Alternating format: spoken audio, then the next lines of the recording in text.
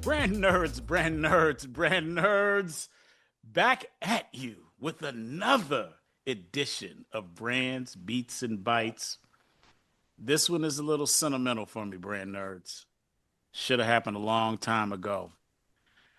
You've no doubt heard the saying, steel sharpens steel or iron sharpens iron.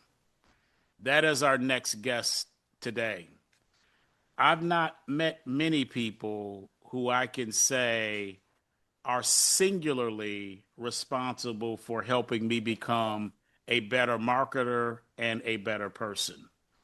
This next guest is such a person in my life.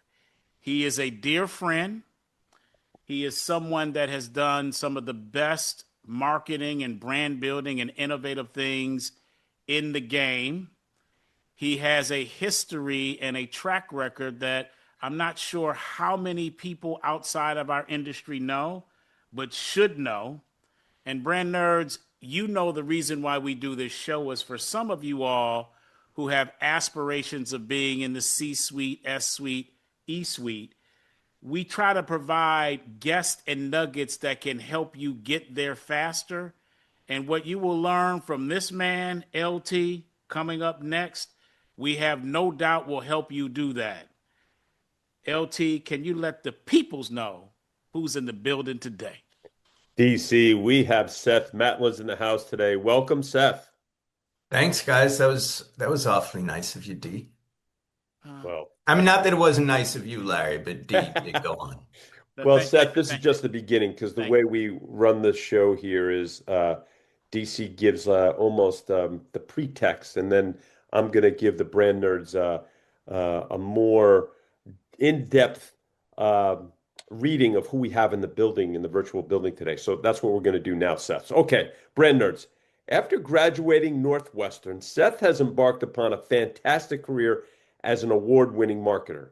He has spent the bulk of this career in the C-suite or advising the C-suite for some of the most iconic global brands, broadly recognized as one of marketing's top thought leaders and the curator and convener of marketing's most prestigious events, conversations, and recognitions. Seth has unrivaled insight and access into the challenges facing the biggest brands, companies, and the people around the world who lead them. Just this year in 2026, Seth announced founding the Wisdomist companies. Did I have that pronounced right, Seth? Nailed it, LT. Oh, nice. Awesome. And multi-year, multi-platform partnership with Vox Media to continue his work championing marketing, CMOs, marketers, and the growth they drive. Most and just recently, to be clear, I'm sorry to interrupt. Just to be clear, that's Vox with a V and not Fox with an F. Ooh, I'm glad you said that. That's Vox with a V. V like victory. Thank you for the clarification. Like victory, my guy. Thank you for the clarification. That's an important clarification. Okay. Most recently, Seth spent 4 years as managing director of the Forbes CMO Network, where he created and hosted the CEO's Guide to Marketing podcast, the Forbes video series on the evolution of creativity and creative, founded the Forbes Creator Upfronts, and served as editor of the Forbes World's Most Influential CMOs list, creator and editor of the Forbes Entrepreneurial CMO 50 list, and curator of the most prestigious CMO summits globally.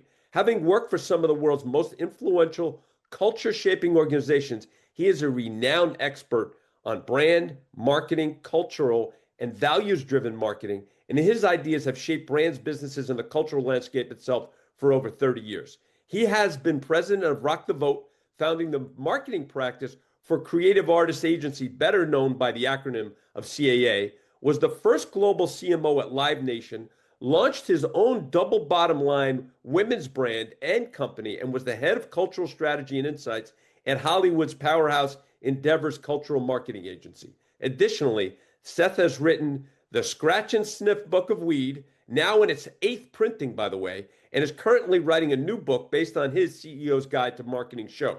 Seth is also author of federal legislation, the Truth in Advertising Act, and that's HR 4341, by the way, which called on the FTC and advertising industry to consider the unintended consequences of photoshopped ads and images. This will be a great one, brand nerds. Welcome to Brands, Beats, and Bytes, Seth Matlins. Thank you, guys. You're welcome, brother. You're welcome. I'm Flowers. I'm exhausted just listening to that. It's all you. That's you, brother. That's Yeah, I you. guess You did it. I guess it is. I guess it is. Well, thanks for having me. Appreciate it. All right, brother. We are moving to the get comfy section. I need to let the brand nerds in on something before I go. Brand nerds, our guest, his name is Seth Matlins, but I don't call him Seth. I call him Jimmy. You'll have to Always talk to me. have. Always have. You'll have to talk to me off somewhere out in the streets if you want to understand why I call him Jimmy. But I'm calling him Jimmy, just so you don't get confused, brand nerds. When you're like, okay, what? I thought it was Seth. It is Seth. I call him Jimmy. All right, Jimmy. Here we go. In fact, if I called him Seth, he would wonder, like, he would like, what the Who fuck? you talking to? Who else is here? Yeah, who else is here? That's exactly what he would say. All right, uh, get comfy section. The Voice, X Factor, um, um, America's Got Talent. Okay, these are juggernaut shows, juggernaut talent shows. But everything has an origin story. Okay, the origin story of those shows is American Idol. Brand nerds, when American Idol launched here in the US, it launched with marketing partners. Helming bringing American Idol to the US was Creative Artists Agency. They also had a newly cemented group in a brand organization and marketing organization to help bring American Idol to the US with marketing partners. That's one. The second, Harry Potter, the film, the first film that came out, the Harry Potter books, it had, count them on one finger, one marketing partner. Not two, not eight, one. And it is the only time, to my knowledge, that had ever been done in cinema and marketing in the world. This is a global deal. What do American Idol and Harry Potter have in common? Both CAA, both led by marketing and branding to even get the deals done. So for American Idol to be on TV, marketing and branding was a central part of that pitch. For Harry Potter as a film to be marketed with one partner, obviously, not only did the studio, but more importantly, J.K. Rowling had to be convinced that the right partner could do this. They have in common Seth Matlins, my boy Jimmy. Well, and the Coca-Cola company. Well, yeah, and the Coca-Cola company, yes, yeah, and the Coca-Cola company. So Jimmy, pick either one, either American Idol or Harry Potter, and take the brand nerds behind the curtain as to how these things happen. And I'll also say this is where I met my boy Jimmy. I was running entertainment marketing during the time that these things were happening. So he and I were connected at the hip. Jimmy, you got the floor, brother. I mean, I guess I'll start with the first one, which was Harry Potter, and in fact, CA wasn't officially involved in that, though they may still, I don't know, it's 25 years, 26 years later, represent David Heyman, the producer. But I got into CA in May. Coke was already a client, and I was actually hired to kind of run that business. I think it was like a 6 month deal, an initial 6 or 9 month deal. Yeah. And I remember this so clearly. It was Memorial Day weekend, that Friday. You and I were on the phone, and I said to you, Harry Potter is in production, or maybe it was actually, you know what? I don't even think they'd found Harry yet. I don't think they'd found Daniel I don't Radcliffe. think so. I Wow. don't think No, so, they Darryl. hadn't, because I think Yeah. they found him that summer at a Yeah. play that David Heyman was at. I was like, this is going into production. You guys have to be a part of it. Pepsi's already in the mix. And you're like, what's Harry Potter? That's exactly what I said. Yeah, because, excuse me, it was huge, but it wasn't ubiquitous. It was huge, but it wasn't as well known, certainly, as it would become. And I don't think we knew that Joe Rowling was going to become as, much of a hater as she's become to the trans community in particular. But Pepsi was in, and then so that was Memorial Day Friday, July 4th weekend. Warner Brothers and Pepsi presented their plan to Joe, JK, and it did not go well. I remember referring to it with people at the studio at the time as the July 4th massacre. It did not go well for anybody who was in the room. JK was furious, and she was not interested in actually having any partners.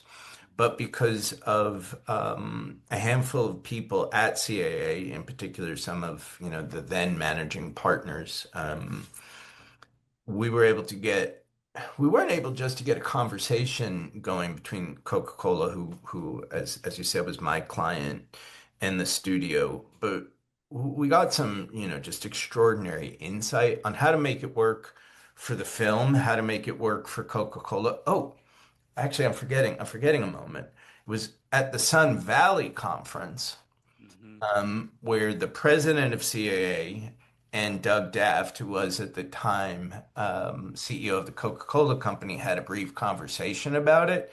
And Doug said, "We're in." Then it was about how do we go get you in?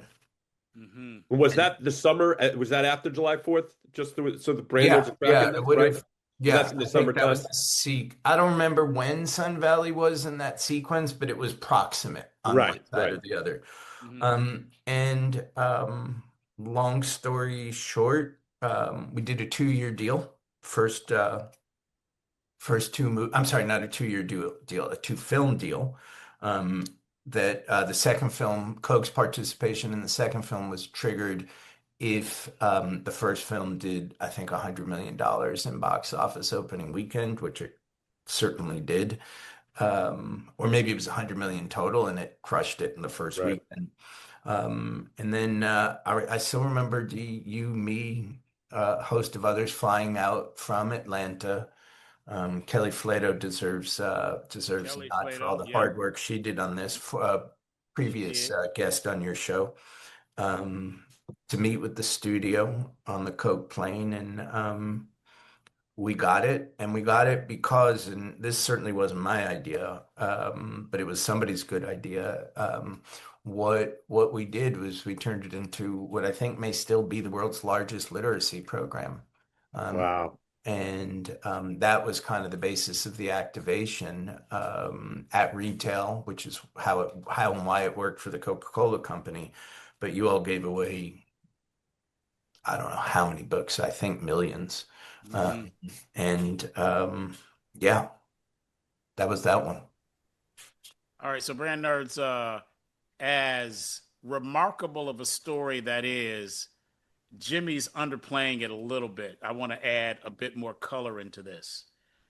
It wasn't as if once the president of CAA and the CEO of the Coca-Cola Company met at Sun Valley and Dav said he was in, that that the studio and JK were like, "Of course, we'd be happy to do it." That's not what happened.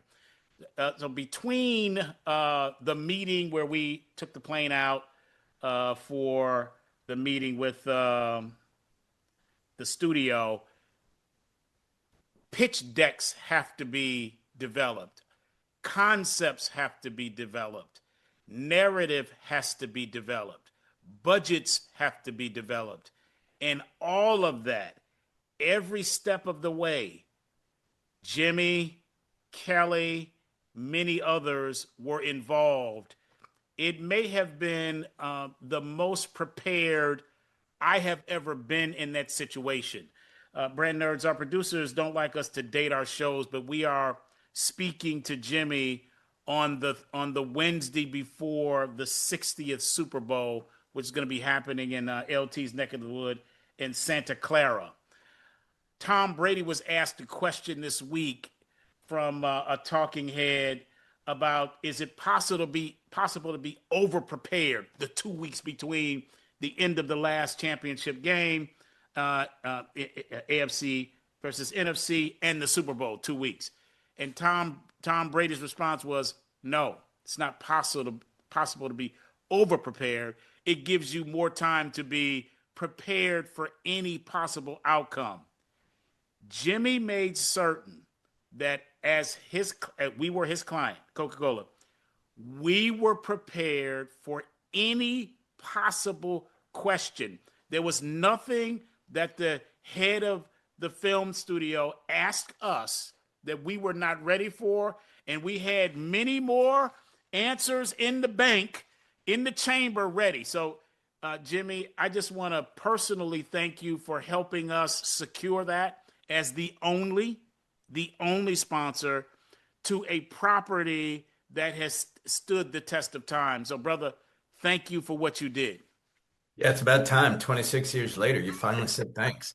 Um, Look, I played a part, and that doesn't happen without Richard and Brian and Yeah. Kelly and a million other And people. we got to give And Jan her Jan, for flowers. sure, Yep. Jan Hall. Jan Hall. But it was actually, it was something that Rick Nacita said to me.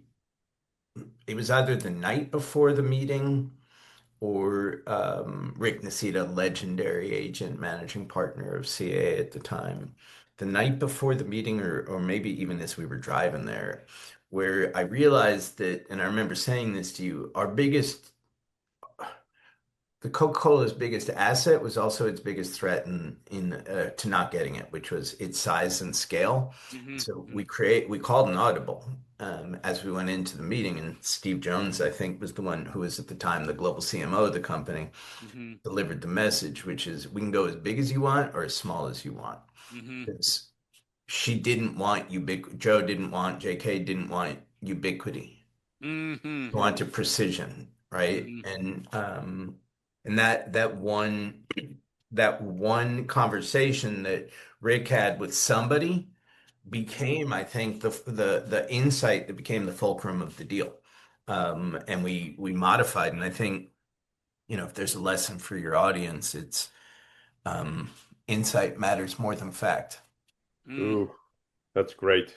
I think that's that, Larry. I think that's a mic drop. But Larry, you've listened to this. You may have heard me tell parts of it, and there's no way that I could even approach telling the complete story without Jimmy. But brother, what are your thoughts about this? Hearing it. Well, it's a great story, and you know what I'm struck with to ask both of you gentlemen, but starting with Seth, is that you refer to the Pepsi meeting as the July 4th massacre. Did I'm imagining you learned a lot from the mistakes they made. Um, what can you talk to Yeah, that a little bit? I mean, I don't know a lot. I don't know. I mean, look, it's years later. I don't even remember what I've forgotten.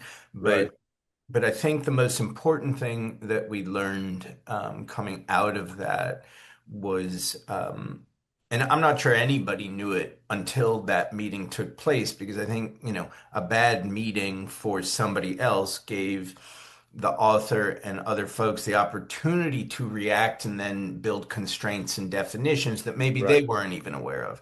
And right, I think, what Pepsi did was a massive promotional campaign. It would have been very Pepsi, and Pepsi's done cultural marketing brilliantly for decades. Mm-hmm. Um, but I think, again, the insight that came out of it is, a JK did not want to see any anything from outside Harry's universe in Harry's universe. So there were going to be no Pepsi cans, like, or Mm-hmm. Coke cans for that matter, or any cans, um, on Harry's bedside table or in the cafeteria or in, the Hogwarts assembly hall. And that was important, right? Which is the preservation of that universe, the protection of that universe. And, all credit, despite her being despicable today, all credit to her for protecting her IP and her vision and her creative progeny. But I don't know that we learned a lot more from it, but we might have. I just, I'm old and feeble-minded. well, but as you said, that's an insight that I'm sure was imbued in everything that you guys were making Yes, sure you weren't going to make that mistake, right? that's right. That's right. Yeah. Yeah. Larry, can I answer from my perspective? Please. What a lot of agencies, consultants, people that were external to the Coca-Cola company would do to try to get the Coca-Cola company to move and do something different is they would use Pepsi as a threat. All the time. Yeah. You and I faced it all the time. Yep. It's like if you all don't do this, Pepsi will do it. All right. And we would While roll our eyes all the time, by the way. all the Go ahead. time. So that never worked with us. Okay, Nope. but what Seth and the team did was none of that. There was never hey guys, Pepsi's gonna get their act together and you got there was none of that. What Well, Jimmy in fairness, Pepsi was already, DOA for this particular property. So, I don't know if that's on us or just that July 4th massacre. take the W, please. All Take the right, W. I'll take Okay. the W. Okay. Okay. Uh, it was clear, however, to us in the inimitable words of that poet that hails from Detroit, like I do, Eminem. We had one shot. Do not miss your chance to blow. This Yeah. opportunity comes once in a lifetime. You gotta. All right. So we knew we only had one shot, and that's where the preparation comes in. And for me to work day to day with Jimmy, someone who understood not only the quantitative part of marketing, but the instinctual part of marketing, I felt like I was talking to a kindred spirit. So we quickly developed a shorthand that allowed us to, on both sides, play our role in making that happen. Yeah, yeah, we absolutely did. Yeah. Because there was a lot of selling to do along the way. And, Mm-hmm. just because the CEO of one of the biggest companies in the world says, yeah, I want in, it doesn't mean that the company lines up behind that point of view. Um, Facts. and yeah, you're always selling to someone. That's right. All right, we'll go to the next section. This is 5 questions. So this goes down as follows, Jimmy. I hit you with a question. Larry hit you with a question. We go back and forth until we arrive at 5. I start this thing off. Take yourself back to when maybe you were shorty, or it could be early in your career, where you had a branding experience that blew your mind. You were engaged with it, which in what you thought was 15, 20, 30 minutes, and you were into this thing for like 3 or 4 hours. It could be a show, an article of clothing, a brand, or whatever it is, almost like your first love. What was this first brand love for you? I mean, that's an easy one for me because I actually have it tattooed on my arm. Oh, Um, so I'm 12 years old and I grew up in New York City in Manhattan. I'm 12 years old and I switched schools 7th grade. And I go from a very good public school to a very fancy private school. Um, and when I go to this private school, which read like my class list read like, the first Forbes 400 list, which came out a handful of years later. The most privileged people in the world, or at least the sons and daughters of the most privileged mm-hmm, people in the world. All my friends, my new friends, they were all wearing Izod Lacoste, right? And so that little alligator, I was like, I got to get me some of that. I wanted to fit mm-hmm. in. I wanted to belong, right? Hmm. And it's like, can we go get some of these shirts? And she's like, no, can't. My parents were divorced. My mom's like, no, can't afford it. Parents are divorced, and as some some who have grown up in that situation, many have, that, occasionally kind of just the way you guys are saying, you could play Coke off of Pepsi and Pepsi off of Coke sometimes, or at least try. You could Right. definitely play a divorced mom off a divorced dad.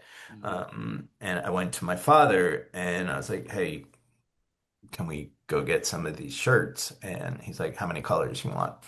And so Lacoste, and I don't know, can you guys see it right Oh here? yeah, yeah, Yeah. So what Yeah. this yeah. is it's an abstract interpretation of it. This is the tail, this is the mouth, was done a handful of years ago. I can't remember by whom, but I think a whole portfolio of abstract interpretations of the famous crocodile were done to celebrate a 75th or 50th anniversary of the brand. And I got it tattooed because of a handful of things. One, I think it absolutely, that moment, that time, being 12, wanting something. And of course, when my mom said I couldn't have it, that it just, or we couldn't afford it, that just made me want it more. Yep.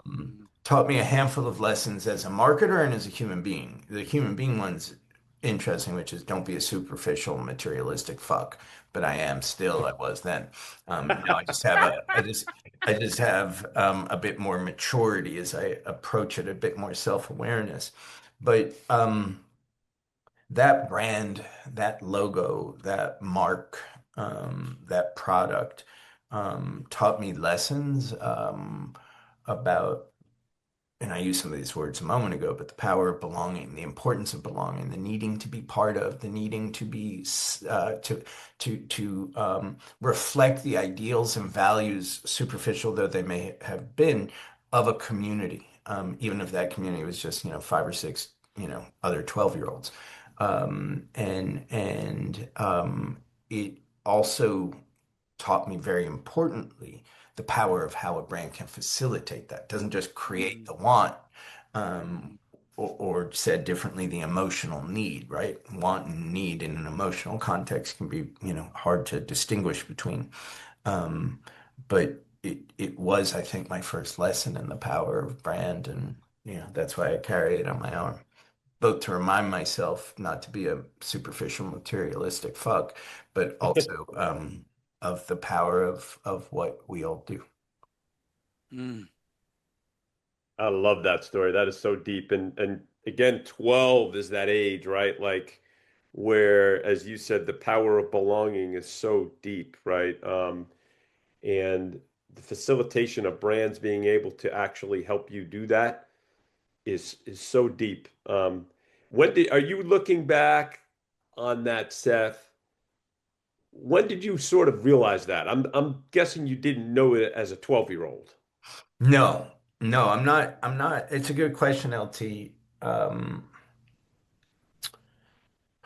I think as I started my career, and as I started building brands, Ah, yeah, yeah, yeah. and my first job in marketing, my first job was as the third person in the U.S. marketing department for Avion when nobody knew why they should be drinking bottled water, Hmm. or at least bottled water that wasn't in a jug.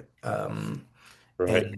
And Avion was a brand that very similarly, right? Like, it was 4x the price of other competitors and Mhm. like world's most generic substance. So a lot of what I learned here, I along with all the people who I reported to and worked with, because I was, special events coordinator, applied as we built that trademark and that brand. And so I think it was probably, when I started doing what I do.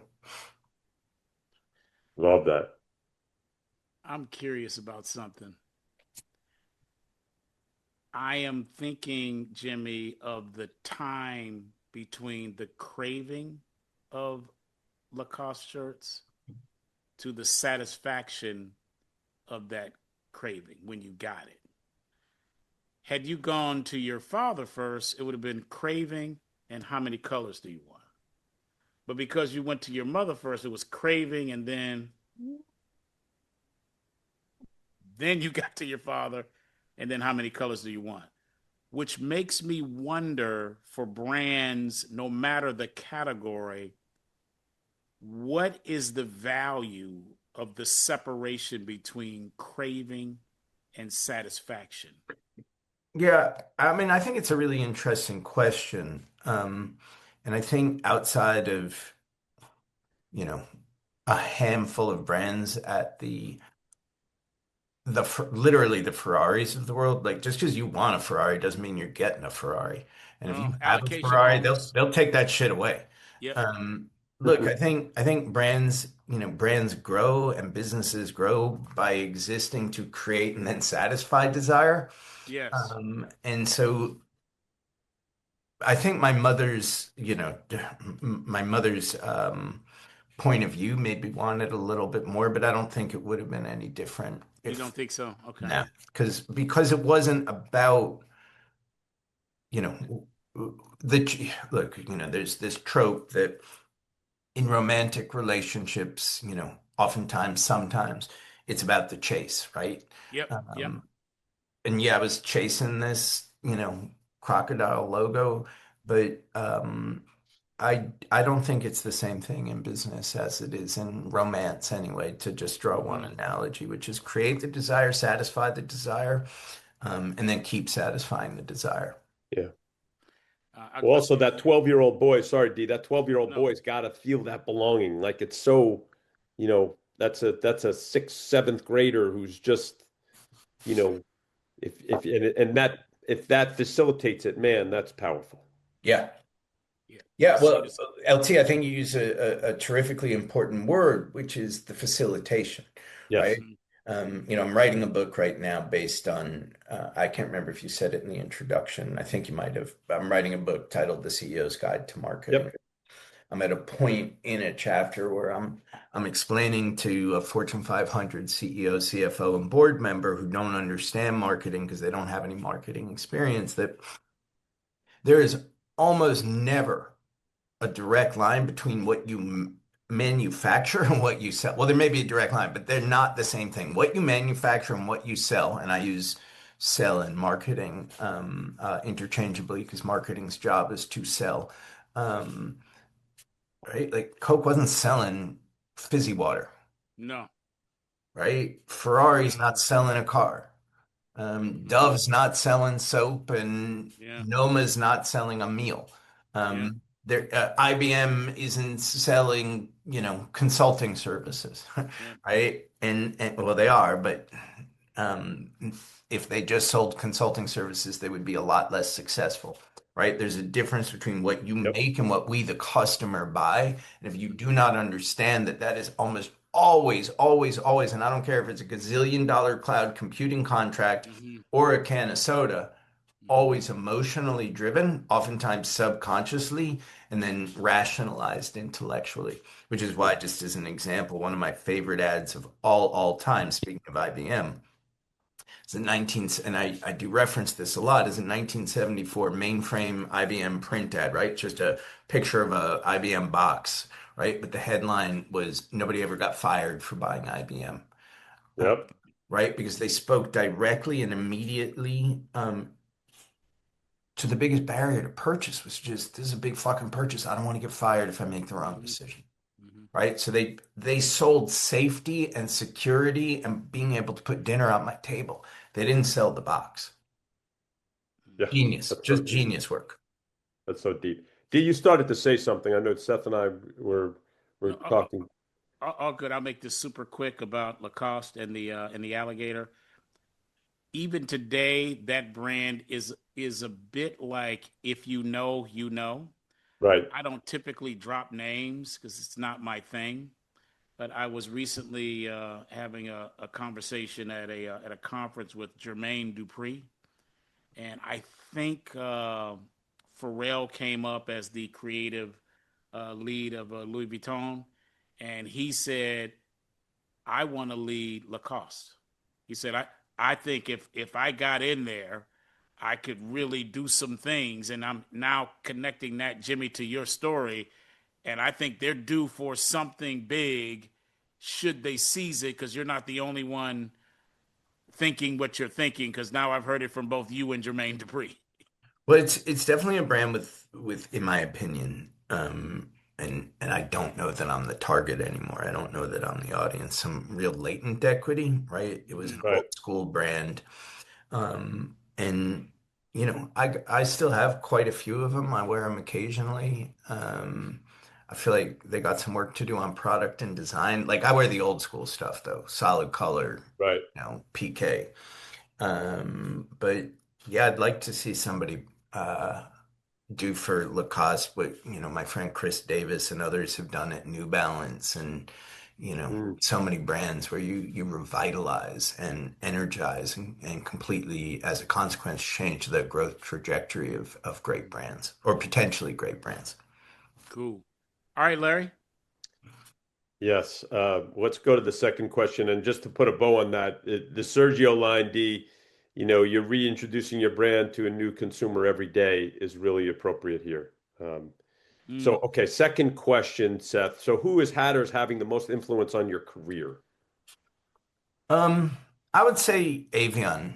That experience was like it's amazing to me the number of the foundational knowledge and maybe even more importantly the foundational perspective and point of view that what's now almost 40 years ago continues to how that continues to show up every single day I do what I do. And Avion is mentioned more than once. My experience with it, what I learned while there over 5 years, uh,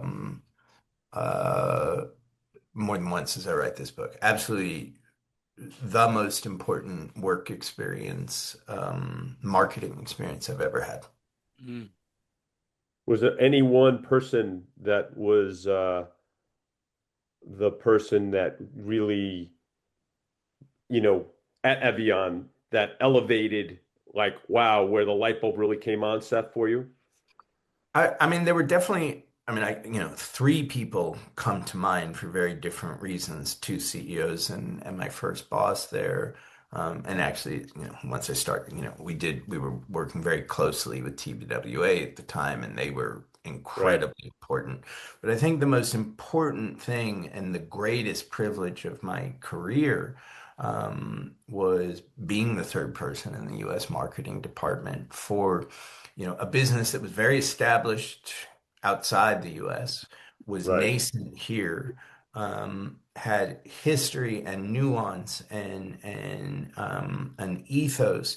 But I mean, I was given the permission to fuck up constantly because nothing any of us could have really done would have changed the growth trajectory, which at that time was just, hockey stick straight up to the right. And so, I got to do everything because I was third person in it. We were growing so quickly. I got to make mistakes. I got to create.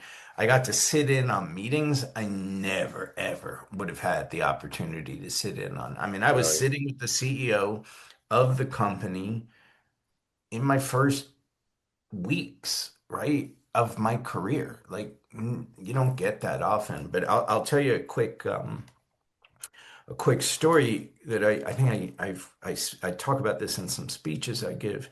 It was my second or third week at Avion. I'm special events coordinator, which meant I hung banners and placed coolers at tennis tournaments because we were driving awareness, right? Banners and coolers, television cameras.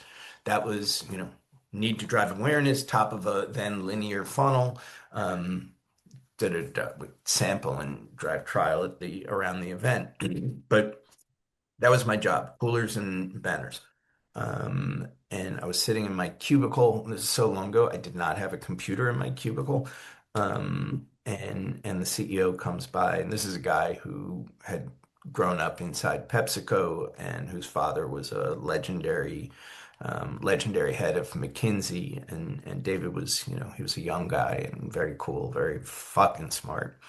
And he says to me, "Hey, 2 to 3 weeks in." He's like, "What'd you do to move the business forward today?" And I was Mm. like, I'm like racing to try and figure out what the fuck I'm going to say to this guy because I had Right. no idea. And what I ultimately said is, I don't know, but I don't think I caused it to fall back, which he seemed to accept in the moment and walked on. But in that moment, call it 2 weeks in, he taught me one of the most valuable lessons of my career, And it's one of the reasons companies aren't growing as fast as they should be of any size right now, which is even the guy whose job it is to place banners and place coolers and hang banners is responsible for moving the business forward today. Everybody's responsible for moving the business forward today, no matter what their job. But that requires cohesion and integration and clarity of objective intent and understanding your role. And that lesson, I see how few people at so many levels within an organization feel that they understand what it is that they do that helps move the business forward today. And many in particular, earlier in their career feel completely disconnected from moving the business forward today when they're inextricably connected to it. And, we can look at that as a problem. I look at it as an opportunity. Whew, that's deep. The only thing I'll add to that before we go to the next question is that that's something that the leaders, like your leader did at Evian, they need to imbue that organizationally, right? So people do understand it. The assistants, they need to understand that so everybody does have that mentality, right? 100%. D, next question.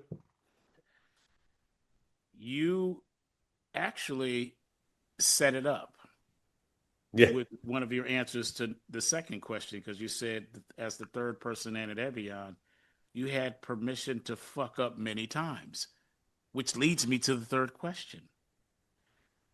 What's the biggest fuck up you can think of in your entire career? The big stinky danky wet fuck up that you made, Jimmy. Not some, well, my manager said I should do this, so I did it and it fucked up. That you fucked up. And more importantly, what did you learn from it? Yeah, I mean, lots of fuck ups. The one that like makes me cringe still isn't that long ago. Probably it's just like 5 years ago. So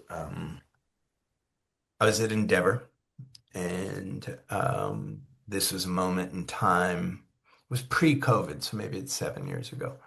Um, when I don't know if those in your audience will remember, but the guy who founded Papa John's, a guy named John Schnatter, was recorded by one of his agencies using the N-word.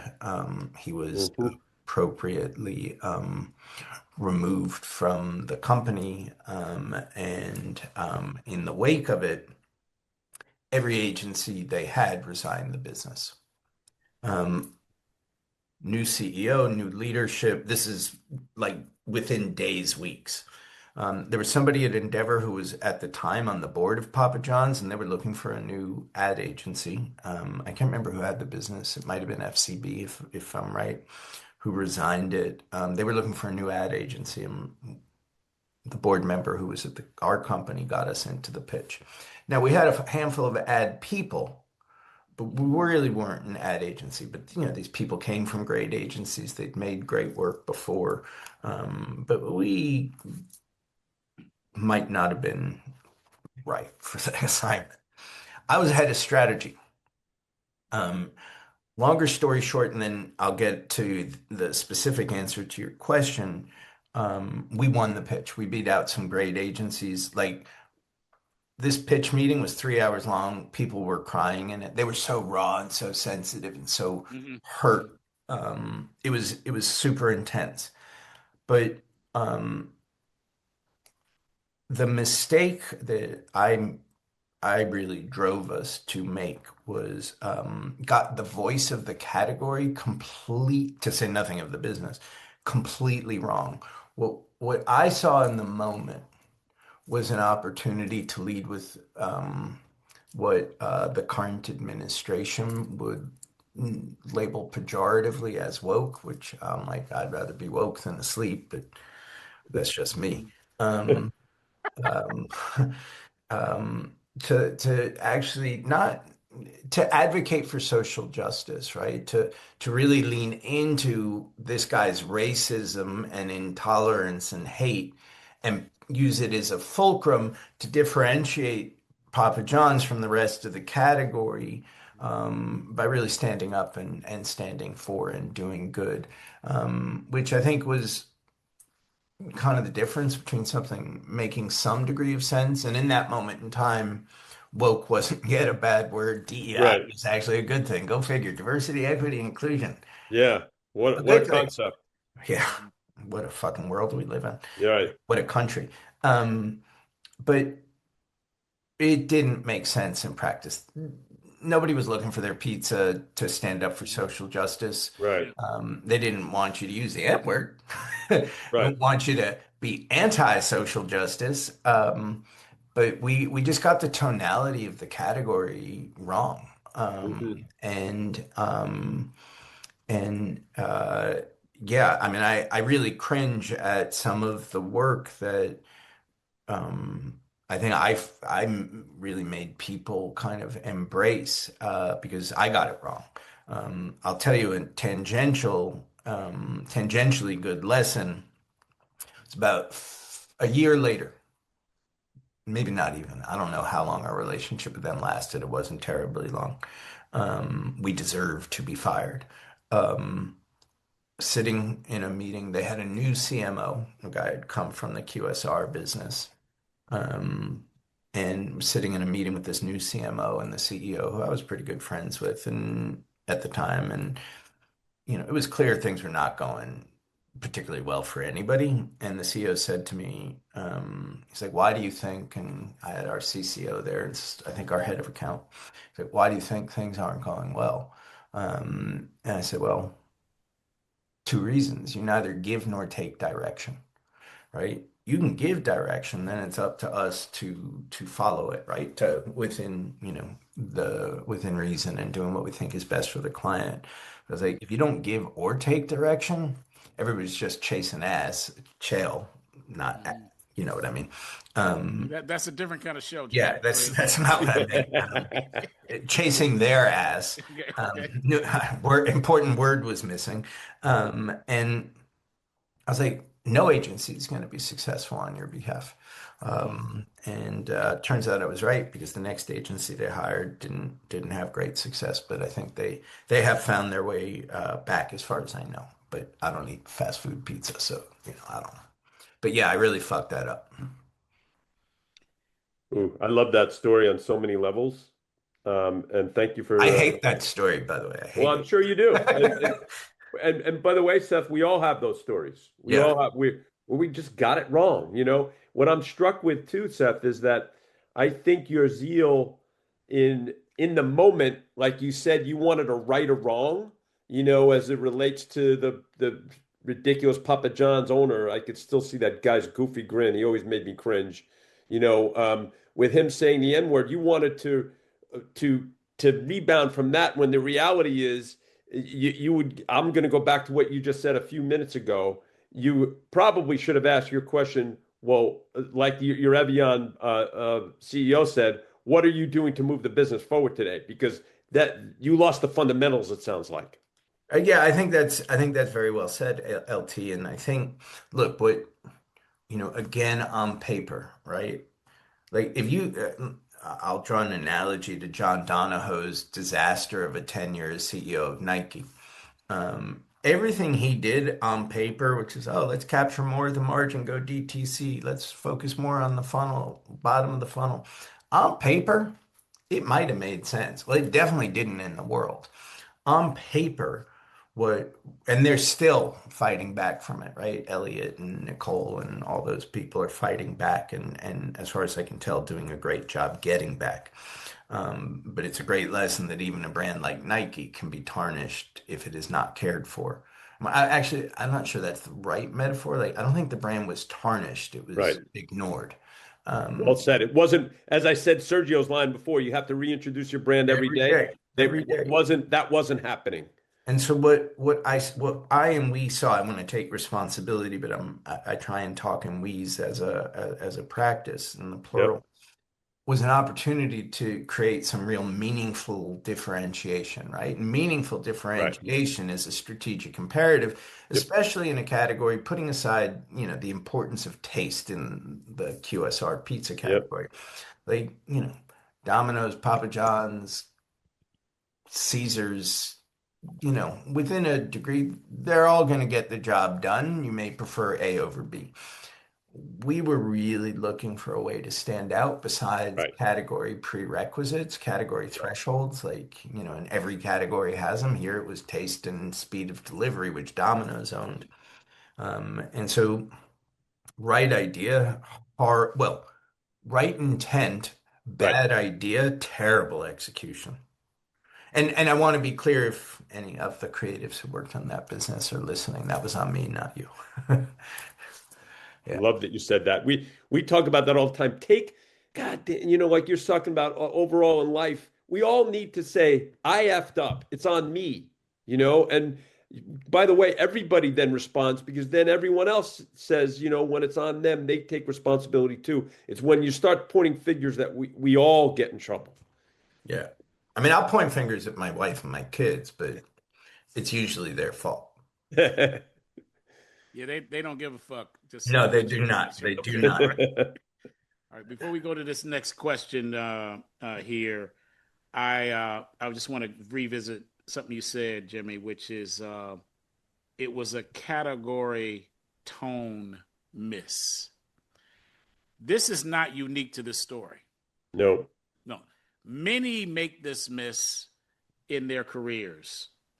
High level, very smart people make this miss.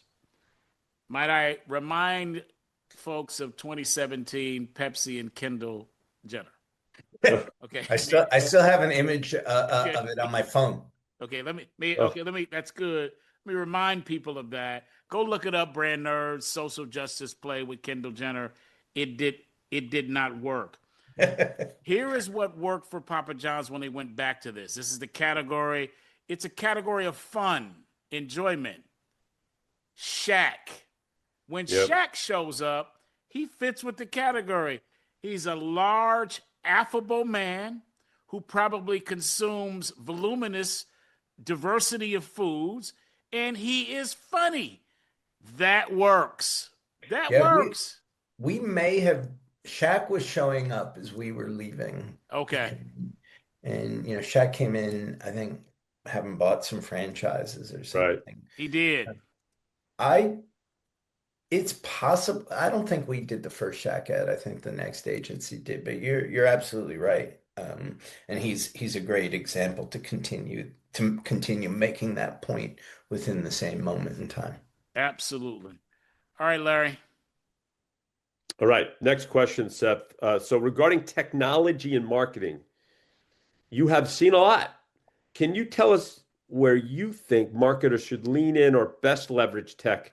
And this is as it relates to marketing, or areas that they should be leery and simply avoid. Well, I don't know, LT, if in the first of all, I'm definitely not the best person to answer this, so I'm going to give you kind of more of a general answer. And I don't know if by tech, your question is like literally technology and skews towards the AI of it all, or if it's also inclusive of data. But It's up to you. You yeah, take it whichever way you want. I think that I think that a lot of marketing suffers from confusing objectives, strategies, and tactics, objectives with strategies, strategies with tactics, and you see it over and over and over again. But I think, as relates specifically to your question, tangentially, technology and data, I don't care, they're just tools, right? They inform, or they should, inputs, right? They can help shape outputs. Together, a good input and a good output create a good and positive outcome. But an outcome is a consequence. And I think too many CMOs and marketers, and I talk a lot about this, have confused data with intelligence, data with insight. Now, sometimes there is intelligence and insight in there, but they have confused the input as an output. Some of that I think is very human, right? Which is uncertain times, concerns about jobs, right? It's very easy to blame a decision on data, right? But data isn't always right. Tech isn't always the right tool. We have to get clear on what the means are and what the ends are. And I was talking to a friend of mine, brilliant CMO. I think it was just last week, and we were talking about, as one does, AI, and they said to me, I just worry that humans are going to start defaulting to the LLM's output. I was like, honestly, it doesn't worry me at all because humans have been defaulting to data's output for the last 20 years, and it hasn't served marketing or marketers very well, right? Mhm. Brands have never mattered less than they do now. The work isn't, for lots of reasons, it's not data's fault. It's how we use the data. It's how we look to the data. It's how, and whether we interrogate the data. So bringing it back to the top, you know, it's a great tool if you can use it well, but you don't need a hammer to baste your turkey. I don't know where that came That from. was a good one. And, and it No, goes back to what you Larry, said at that the, was terrible. That was a It really terrible was, answer. and I'm also vegetarian, so I don't know why I oh, made that it that up. was really bad. But you said at the very top of the show, which is really deep, that insights matter more than facts. And that's sort of where you're, As relates to marketing. yeah, yeah, agreed. D, what you thinking? I'm thinking next question. That was great. Great. Let's do it. What are you most proud of, Jimmy? Professionally, Doesn't matter. Take it anywhere you like. well, my kids for sure. Um, but I don't think your audience cares about my kids, so I'll make it professionally. Excuse me. Um, it's a pretty easy one for me, which is, and LT, you alluded to it to the beginning of it actually in your introduction. So I was CMO of Live Nation for a hot minute, uh, and in 2011 I left and was 2011, maybe 2010, can't remember. I started a women's brand, and my intent was to build the world's most meaningful women's brand. It wasn't intended to be the biggest, but I really wanted it to matter because I didn't see, um, admitting to not being the target, I didn't see a lot of brands that I thought kind of were meaningful. Now, by the way, I could push back on myself with that right now because of, my Lacoste story, but I stop digressing. So I set out with this brand to make the world a better place, in particular for my daughter, who was like 6 at the time. And I got pretty versed in a lot of the work that Dove was doing at the time, and pretty versed in the mental, physical, and emotional health challenges that photoshopped images, where somebody kind of took my face and put a full head of hair on it and put a six pack on my belly and turned somebody, usually a woman, into somebody they weren't to sell a perfume, a bar of soap, lipstick. It was having had massively deleterious effects on the health of generations of women, an increasing number of boys and men. And this is before AI was really involved too. I just want to make that point. It's just even Yeah, but I easier to mean, do now. Photoshop and I use Photoshop generically, Right, not pointing a finger at Adobe. Again, it's a tool. It's how we use the tool. right. Um, and so, longer story shorter, through a lot of luck and good fortune and other people, I had a bill in Congress called the Truth in Advertising Act that asked the FTC, the Federal Trade Commission, who oversees false and deceptive advertising, both to reconsider their definition of false and deceptive advertising, because as far as I could tell, these were false and deceptive ads, but more importantly, asked them to coalesce a community that included advertisers, ad agencies, the ecosystem, to talk about what could be done to protect the health of these generations. The generations to come in particular. The bill was introduced in 2014, reintroduced in 2016. Just a side note, one of the things I'm so very proud of is that John Lewis was a co-sponsor of this bill, Oh, wow. the great, the legendary John Lewis. Keith Ellison, who at the time was the first Muslim congressperson in the history of the United States, was a co-sponsor of the bill. But I knew that the bill was never going to become a law. nor did I need it to. I wanted it to exert pressure on people to self-regulate. You don't need regulation if you're self-regulated. Um, when I got to Endeavor, the first cold call I made was to the then CMO of CVS. CVS had 2 years earlier kicked out tobacco and tobacco-related products from their stores because of the, like, how do you be a health company and sell cigarettes? Yep, Which was a baller move, right? Like that it had was. billions of dollars of bottom line consequences near term. I was And like, that goes back to the brand, though, too, understanding the yes, brand. 100%, 100%. And these guys, they were real. Hmm. So a guy named Norman DeGrev, who was CMO there, he's now the Chief Growth Officer at General Motors, started talking to Norman. And over the course of almost a year of conversation, we got to know about this, what he got to know about the Truth in Advertising Act. And we created the CVS Beauty Mark, which was basically the act writ large and applied at retail. The reason I called CVS was because of the power of retail, right? Retail doesn't just control what happens in their store, they influence what manufacturers do. You look at what Walmart has done, little known, for the environmental safety of the planet. So much. They've influenced, packaging sizes, concentration, less plastic, Yep. less water, less energy at Mm-hmm. scale, massive scale. They don't get enough credit for it.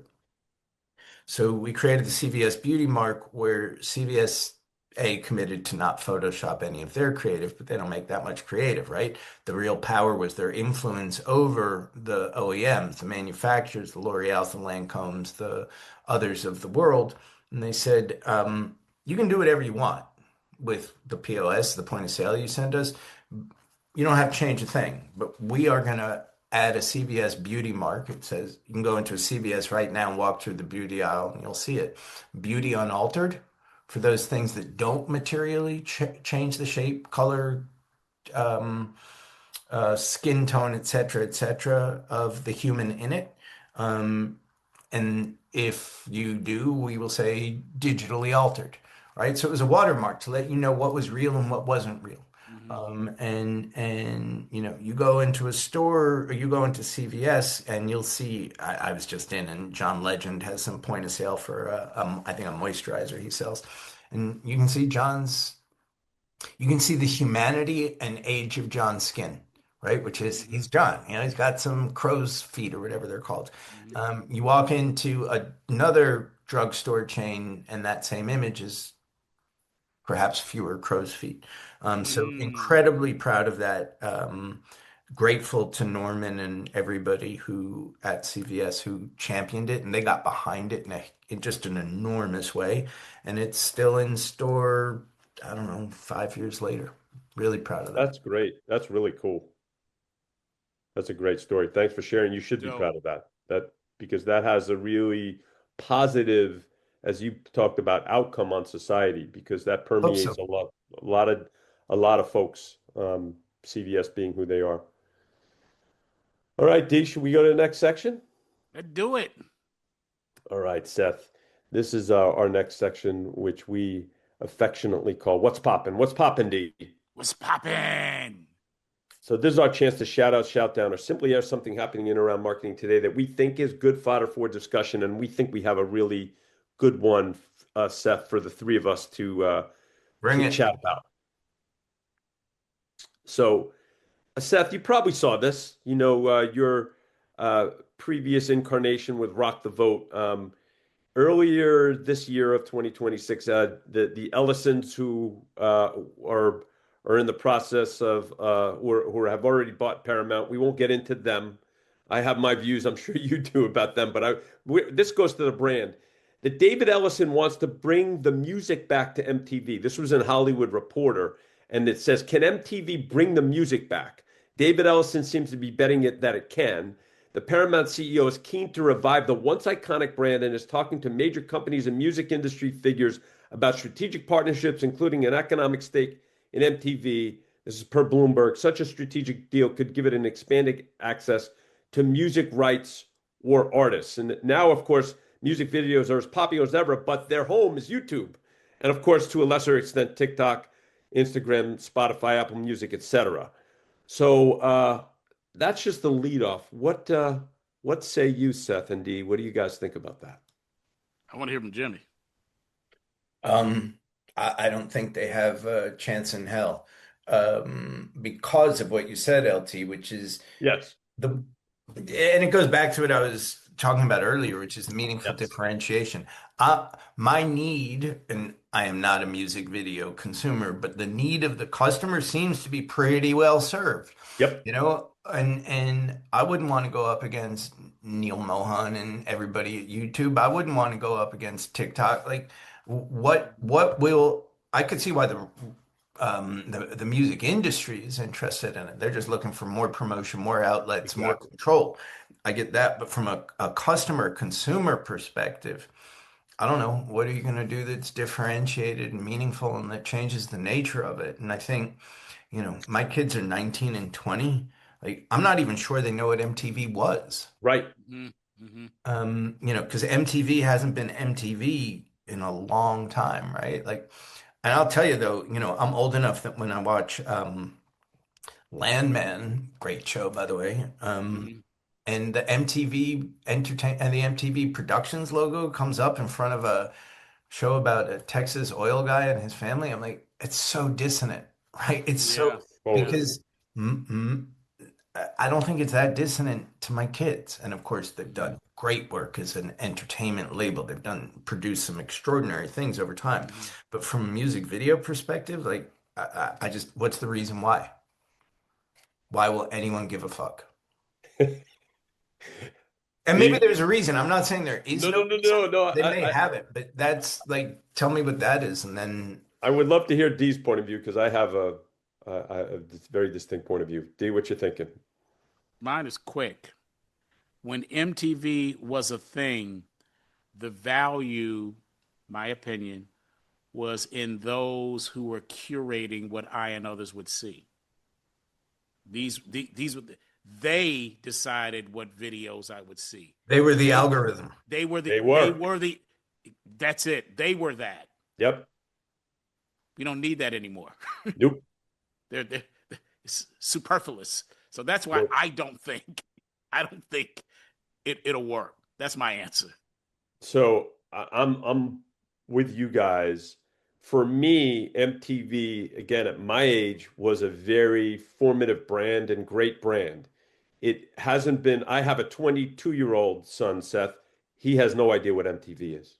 Yeah. It hasn't been relevant in so long, and this is why this is why we thought it would be a really good what's popping for us. You know, again, this is where you have to take your personal view out of it. For older people, MTV has a great emotional connection with a Oh lot of yeah. folks, Yeah. and they lost it long ago. It ain't 5 years ago. It's 2 to 3 generations ago they lost it. So how are you going to then make it at all relevant to what it is today? Aside from, and it's not small, that they have their logo affixed to Landman, which makes no connective tissue to what the brand was or what they're trying to make it to be today. So this, to me, and I think all three of us agree, is DOA, and it is a complete waste of time. People can look back nostalgically at it, but this brand is not something for the music consumer in 2026 and beyond. To your point, LT, speaking of nostalgia, Mark Carney, the Prime Minister of Canada, gave a amazing, I think, historically important and beautifully written speech a few weeks ago at I think it was Davos. Yeah, it was Davos. Was it Davos or the UN? I don't remember. Um, amongst the things he said is he was talking about how Canada and Europe need to look at their relationship with America differently given the current administration, was that nostalgia is not a strategy. And Mm, Yep. a beautiful line in a agree. geopolitical sense. The fact of the matter is, and I bet we'll see a lot of it on Sunday during, Super Bowl advertising, in marketing, Yes. nostalgia is absolutely a strategy. But and it continues to be, it long has been, but like when my kids go to Urban Outfitters and buy a Nirvana t-shirt, they don't know who the fuck Nirvana is. They have They're no not idea. nostalgic for it, right? Right. Like, nostalgia works, but you got to be nostalgic for it. It's got to mean something to you. They're Yeah. nostalgic for 2016, maybe.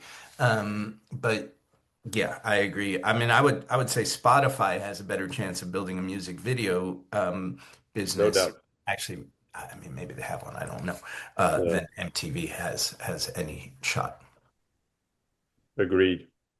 Oh man, this is D, this is what happens when we have folks like Seth on. This goes so fast, Seth. We're at the last segment here. We're at our show learning. So I'm gonna go first. DC's gonna hit us next. And then if you have some closing thoughts before the end, that would be great. So I have some amazing learnings, Seth. I've got 9 quick ones. All right, I'm gonna go Yeah. pretty quickly. So number one, brand nerds, insights matter more than facts. That's so deep. Think about that. Number two, the best brands facilitate consumers that they feel that they belong to a community. This goes back to Izod and the alligator for Seth. I would just say Consumer, they don't have to facilitate that. That's great. Not every brand is a community, but they have to facilitate something. They have to take me from where I am to where I want to be in some fashion. if you could, totally agree. But if you can facilitate belonging, woo, you really got something, right? Yeah, you do. Okay, number three, marketing's job is to sell. We many times we marketers are just, lose that point. It's got to always go back to that. Number four, as we say all the time, and Seth backed this up, he said it again. All purchases are emotionally driven and rationalized later with logic. That's number four. Number five, like Seth had the opportunity to do at Evian, give those working for you the permission to F up.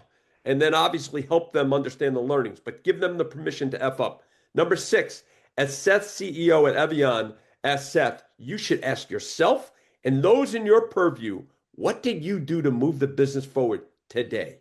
That's number six. Number seven, to move your business forward, you must provide cogent direction. Again, Seth's story with Papa John's. You've got to give cogent direction, whether you're working with an agency, whether you're working with people. The cogent and really concise direction is the best way. That's number eight.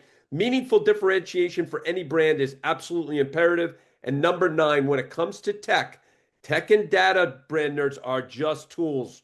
We talk about this a lot. It's just tools. At the end of the day, marketers should be thinking about tech and data as really important inputs that help generate positive outputs. Those are the nine, and great stuff, Seth. Fantastic, LT. Fantastic. Jimmy, these kind of shows at the end are hard for me. I say that because what I attempt to do at this stage is to articulate for the brand nerds what is it about this human that I'm looking at, and I've spent now coming up on 90 minutes with, that I believe, just my humble opinion, makes them unique to the 8 billion people on the planet. What do they bring Well, it's my that height make and my good looks. no, that ain't it. No, that's not it, Jimmy. That's not it. Sorry to disappoint you. It's hard when I know the people as well as I know you. That makes it hard. I did notice something, so I'm going to give it a try now. When you talked about your marketing experience and what had the most influence on you, you quickly went to Evian, and you mentioned that you were the third marketing employee. You mentioned this several times. I've heard you talk about this before. I just forgotten it. Third. At CAA, when they were beginning this brand organization and you came in and led this practice and you worked with Coke and other clients, how long had they opened that practice when you joined CAA? 0 days. I was employee number one. Yeah, so Wow. he was number one. Yep. So third at Evian, employee number one at CAA. Now let's go to William Morris Endeavor and Papa John's. At that point, agencies resigned that business because of what the former CEO and founder, what he said. So there weren't people lining up, Jimmy, to go, oh, let's hop right on this bandwagon for Papa John's. You were one of the few going in at WME to make that thing work. And then I started to think, there's a similarity here. Harry Potter. They had one promotional partner. I mentioned this before. One.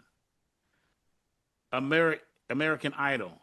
It was the first of its kind revisited. Now, obviously, the old show, I think it was called Talent Star or something like that.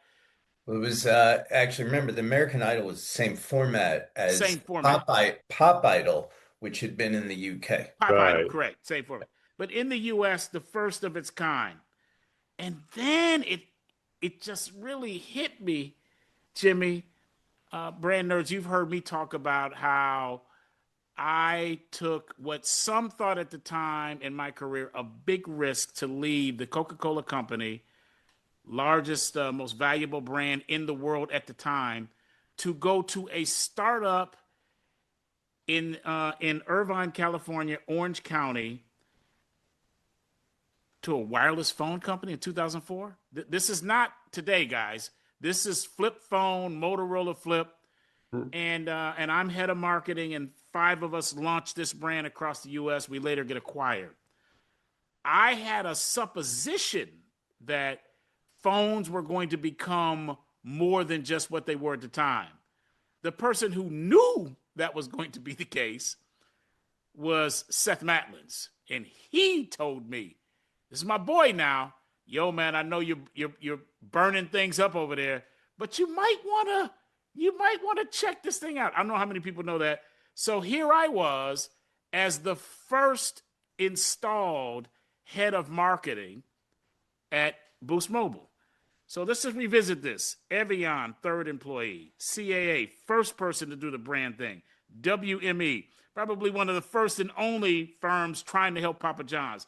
Harry Potter, only marketing partner was the Coca-Cola company. American Idol, the first of its kind in the U.S., spawning others. And then Boost Mobile, which became the fastest growing no-contract brand in the country at a time where all of the other carriers were using contracts to get customers. All of these are first. And then it hit me. Jimmy, you are a sage of scarcity. Yeah, you're a sage of scarcity, brother. You can smell it. You know it. It can't be taught. You have an ability to either arrive at something early, first, third, only, rare. You have that ability, and it runs through your veins. I'll close with this. Brand nerds, you cannot, if you're listening to this and you're not watching it on YouTube, you cannot see something that's very important to Jimmy, and it is also scarce. He wears a vintage Rolex watch with a red dial. You can't find a Rolex watch with a red dial. You can find all manner of Rolex watches. You can find them with root beer color. You can find them in the green. Green is another popular one. But to find a vintage Rolex watch that is red is scarce. And that's my boy. That's you, brother. I appreciate that, D, and I have been very privileged. I am very privileged. I've been very lucky. I've been very fortunate, and yeah, it's going all right so far. That's great. Before we hit the outro, Seth, any closing thoughts from this great conversation we've had? Well, obviously, thank you. Appreciated it. Appreciate it. Um, I'm trying to think of something to say that might be of incremental value or use to your audience, and at the risk of sounding trite, what comes to mind is I've kind of alluded to it, right? Which is inside uncertainty is very uncomfortable. But inside that discomfort, operationally, emotionally, as a human, as an institution, and let's remember institutions are just made up of humans, is kind of to paraphrase the quote from Spider-Man, with great power comes great responsibility. I think what I'd say is loving that and believing that to be true is with great uncertainty comes great opportunity, and fight your way through the discomfort. Let yourself make the mistakes I was given the privilege and permission to make, and keep on moving the business forward. That's a mic drop. That's great. That's a fantastic close. So brand nerds, thanks so much for listening to Brands, Beats, and Bytes. The executive producers of Brands, Beats, and Bytes are Jeff Shirley, Darryl DC Cobbin, Larry Taman, Jay Tate, and Tom Dioro. The Podfather. That's right. And if you do like this podcast, please subscribe and share. And for those on Apple Podcasts, if you are so inclined, we love those excellent reviews. We hope you enjoyed this podcast. And we look forward to next time, where we will have more insightful and enlightening talk about marketing.